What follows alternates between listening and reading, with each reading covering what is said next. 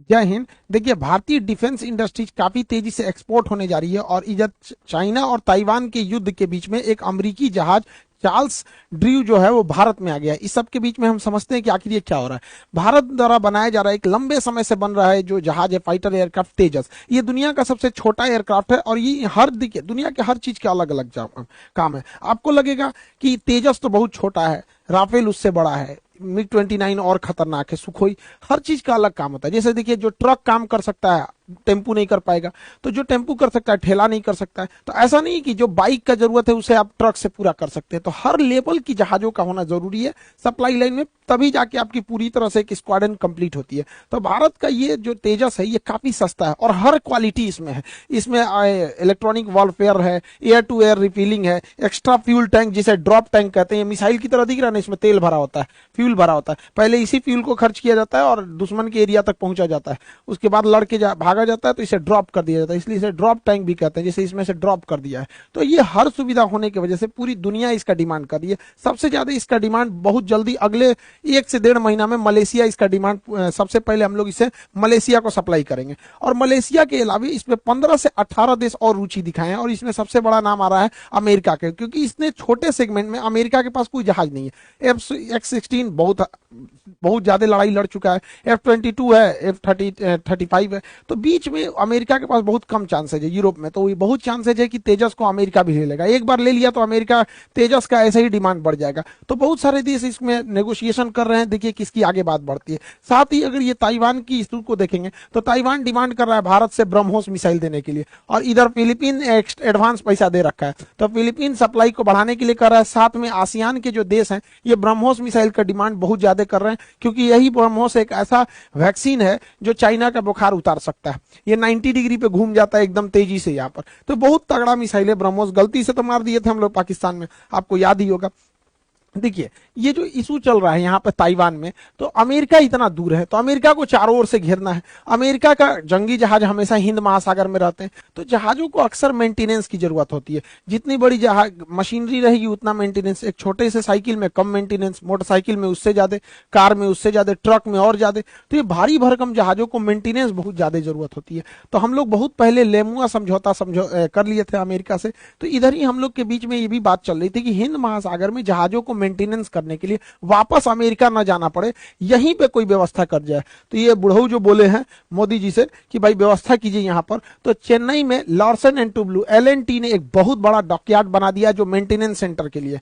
America इसकी बहुत गहनता से जांच किया, क्योंकि अमेरिका की जहाजों की साइज बहुत बड़े होते हैं। तो अमेरिका ने कहा कि ये डॉकयार्ड मेरे लिए फिट है। अगर हिंद महासागर में किसी भी जहाज को कोई प्रॉब्लम होगा तो वो चेन्नई में जाके अपना मरम्मत करा सकता है। और इसी बीच अमेरिका का जो जहाज है वो चला आया है इंडिया में। इसका नाम है आपका USNS। किसी भी देश के जहाज के लास्ट में नेवल शिप लगा रहेगा। अब उसका कौन सा देश है बस आगे, जैसे इंडिया का है तो INS लगा रहेगा, पाकिस्तान का रहेगा तो PNS लगा रहेगा, चाइना का रहेगा तो CNS लगा रहेगा, US का रहेगा तो USNS लगा रहेगा यहाँ पर। तो सबका अपना, फ्रांस का रहेगा तो अलग लगा रहेगा। इसका रॉयल नेवल शिप, ये ब्रिटेन वाला लिखता है, जो हम लोग पे राज किया था सब ब्रिटेन वाले, वो सब रॉयल नेवल शिप लिखता है सब। तो भारत, ये अमेरिका का जहाज US naval ship Charles Drew ये लंगर डाल दिया और ये लगभग 10 दिन रहने वाला है। अभी 8 तारीख से लेके मतलब काफी 10-12 दिन तक इसका मेंटेनेंस होगा।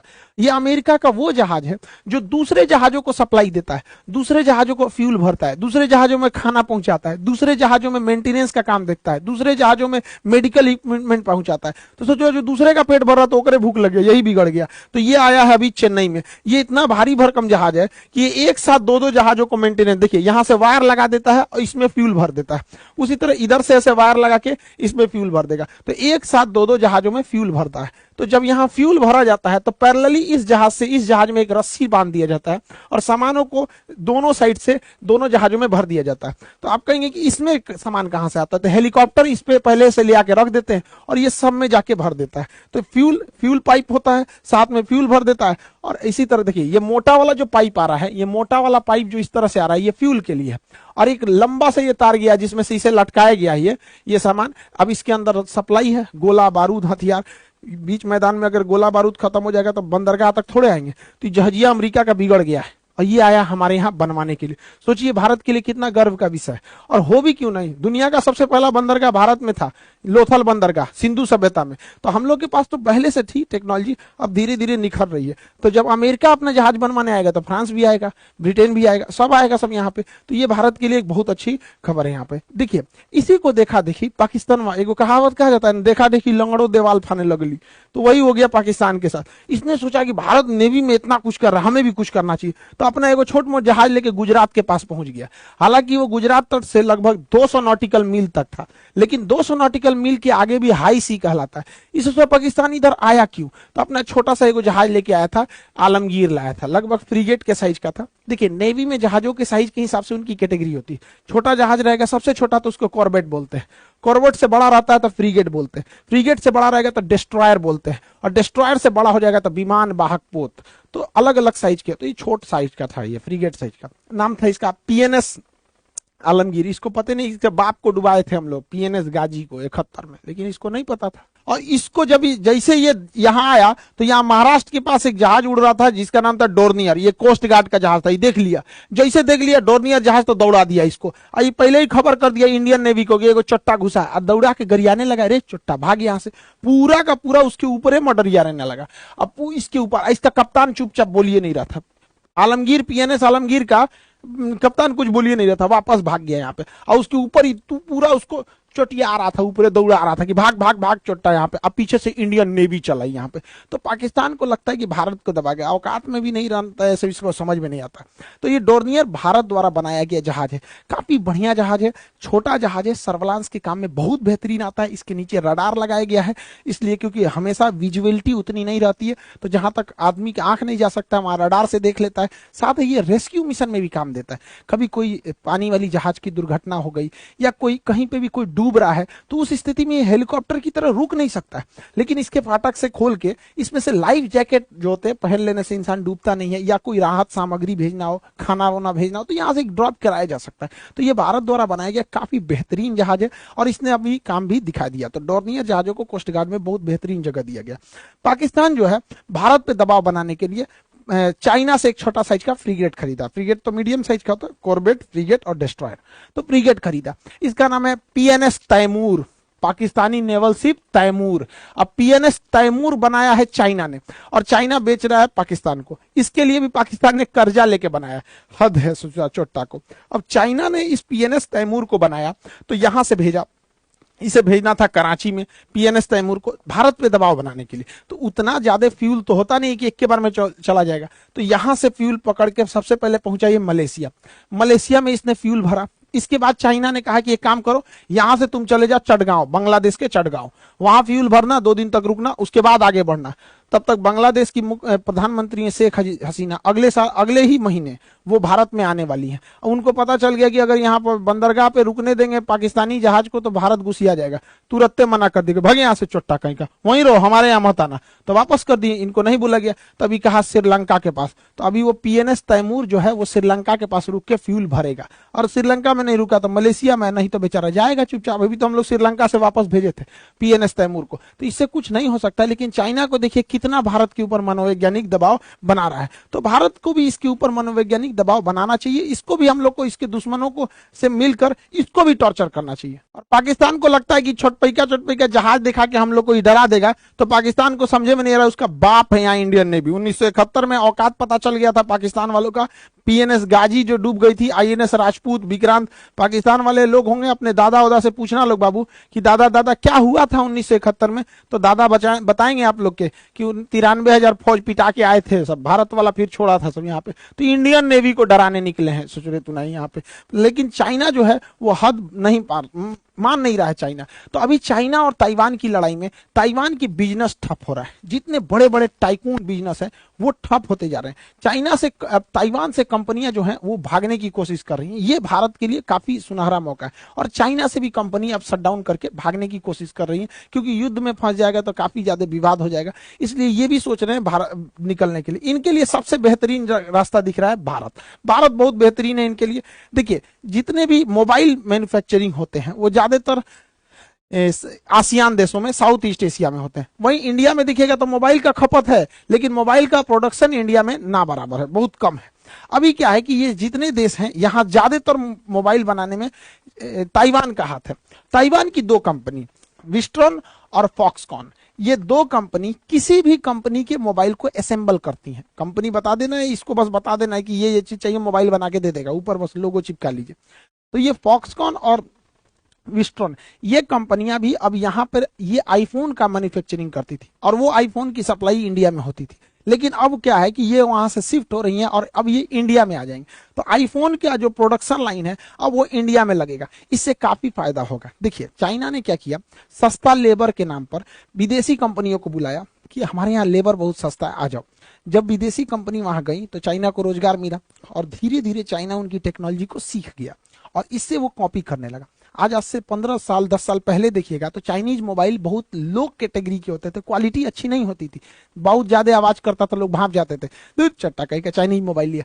लेकिन आज उन्हीं विदेशी कंपनियों को लुभावने ऑफर दिया कि हमारे यहाँ लेबर सस्ता है, जमीन सस्ते हैं, आ जाओ, और उन्हीं की टेक्नोलॉजी सीख गया। अब वो कंपनी भागना चाह रहे हैं तो भारत में आएगा, भारत में भी बहुत अच्छा फायदा होगा, रोजगार मिलेगा यहाँ के लोगों को भी, और भारत भी धीरे धीरे टेक्नोलॉजी सीख जाएगा। जुगाड़ में तो हम लोग सबसे आगे। और एक और फायदा होगा कि आईफोन कंपनी पे भारत सरकार टैक्स बहुत लगाती है, क्योंकि जो भी मोबाइल बना बनाया आता है उस पर टैक्स ज्यादा लगता है। अगर ये भारत में बनेगी तो जो 1 लाख का आईफोन है वो ऑटोमेटिकली 60,000 का मिलने लगेगा, क्योंकि भारत उस पर ज्यादा टैक्स नहीं लगाएगा।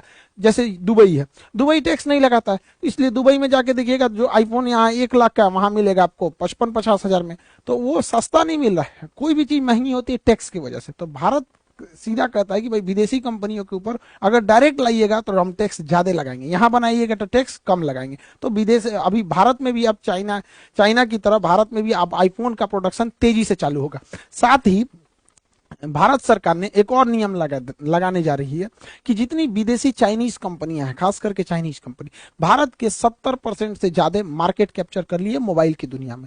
तो भारत का ऐसा कोई घर नहीं है जहां चाइनीज मोबाइल नहीं पहुंच गया है। चाहे वो आपका वीवो होगा, ओप्पो होगा, रियलमी होगा, एमआई होगा, हुआवो होगा, कोई भी कंपनी देखेंगे, ओप्पो, एमआई में जितना टाइप का मोबाइल है ये ही सब आपके घर में भर गया है। रीजन क्या है कि ये कंपनी जो थी सब धीरे धीरे पूरे मार्केट को कैप्चर कर ली है सब, और सस्ते दाम में बहुत ज्यादा फैसिलिटीज देने लगी हैं, क्योंकि इन्हें पता है कि इनका मार्केट बहुत ज्यादा है। छोटा सा भी मार्जिन रखेंगे, 10,000 8,000 के मोबाइल में बहुत सारी फैसिलिटी दे देते हैं, जिस वजह से भारतीय कंपनियां डूबने लगी। माइक्रोसॉफ्ट जो माइक्रोमैक्स था, एक समय था जब इसका 60% मार्केट कैप्चर था, ये आज पूरी तरह से गायब हो रही है। कार्बन, लावा, स्पाइस, ये सब मोबाइलें अब धीरे धीरे गायब हो रही है। इसलिए भारत सरकार नियम ला रही है कि 12,000 से सस्ते मोबाइल हम विदेश से डायरेक्ट नहीं मंगाएंगे, भारत से ही मंगाना पड़ेगा, भारत में बनाना पड़ेगा। तो जब भारत में बनाएंगे तो ठीक है, नहीं तो विदेश से डायरेक्ट नहीं भेज सकते। तो इससे ऊपर वाला बेचेंगे तो इन लोगों को एक बार उभरने का मौका मिलेगा। तो इसी तरह चाइनीज पे जैसे जैसे समय आए उसके ऊपर दबाव बनाते रहना जरूरी है। हमारा एक और पड़ोसी देश ताइवान, ये अफगानिस्तान, ये तो और आसान। तो जब से पिछले साल अगस्त में जब इस पे 1 साल हो जाएगा तालिबान का कब्जा हुआ, जब तालिबान का कब्जा हुआ था तो बहुत ही स्थिति अजीब हो गई थी, दयनीय थी। हर तरफ अफरा तफरी थी, सारे देश के लोगों को लग रहा था कि अपने नागरिकों को यहां से हटाया जाए। भारत भी अपना दूतावास बंद किया, अपने नागरिकों को वापस लाया, एयर इंडिया की जहाज से गए। हालांकि आप देखे होंगे अफगानिस्तान के कई लोग तो जहाज से भी नीचे गिर गए थे। तो ये स्थिति थी। भारत के लिए सबसे बड़ा सरदर्द था कि तालिबान के शासन में भारत ने जो अफगानिस्तान में पैसे निवेश किए हैं उन पैसों का क्या होगा, क्योंकि भारत ने बहुत ज्यादा पैसे खर्च किया अफगानिस्तान में। सहतूत डैम बनाया, सलमा डैम बनाया, वहां सड़कें बनाई, बिजली प्लांट बनाया, वहां का संसद भवन बनाया, वहां Indira Gandhi child specialist hospital बनाया जो काबुल का सबसे बड़ा हॉस्पिटल है। बहुत सारी योजनाओं को दिया भारत ने। इवन की जब अफगान तालिबान का कब्जा भी हो गया था तो ट्रक से ट्रक भर के हम लोगों ने गेहूं की सप्लाई की थी। तो हम लोग को यही लग रहा था कि कहीं पाकिस्तान के दबाव में आके तालिबान भारत के खिलाफ मत चला जाए। हालांकि पाकिस्तान ने पूरी कोशिश किया कि तालिबान भारत के खिलाफ हो जाए, एटलीस्ट कश्मीर मुद्दे पे हो जाए, लेकिन तालिबान कुछ भी नहीं भारत के खिलाफ बोला।